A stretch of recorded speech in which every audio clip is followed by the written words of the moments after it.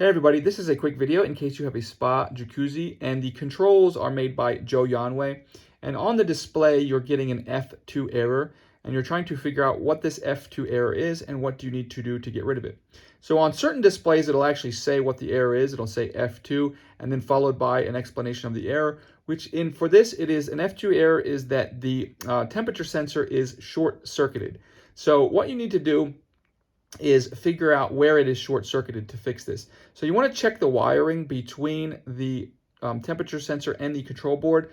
And if you don't see anything that looks damaged and crossed, another thing that might be happening is that your temperature sensor itself is fried and the short circuit is actually within the sensor itself. And you might just need to replace the temperature sensor. Now, a less likely scenario is that this error is just coming straight from the control board because the control board itself is fried, at which point you would actually need to replace the control board on the control.